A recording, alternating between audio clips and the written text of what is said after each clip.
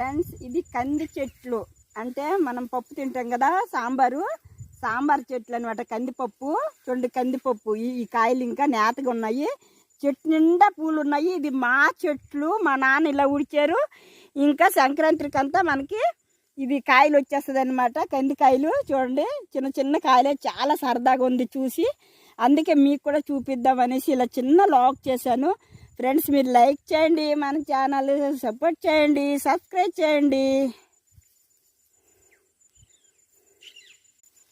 Friends, ఇది మనం చూడండి ఇలా చేసుకుంటాం కదా, మనం కొనుక్కునే బదులు మన ఇంట్లోనే మనం ఇలా తయారు చేసుకుంటే మనకి ఎంత సంతోషం కదా. ఇంకా పూలు వచ్చినాయి, ఇది సంక్రాంతికి అంతా కాయలు వస్తాయి. చూడండి, ఇక్కడ చిన్న కాయలు వచ్చాయి, ఇలా వస్తాయి కాయలు. ఇది మా చెట్టు అనమాట. చాలా సరదాగా ఉంది, అందుకనేసి ఒక లాగ్ చేద్దామని చేస్తున్నాను. ఫ్రెండ్స్, కంపల్సరీగా ఒక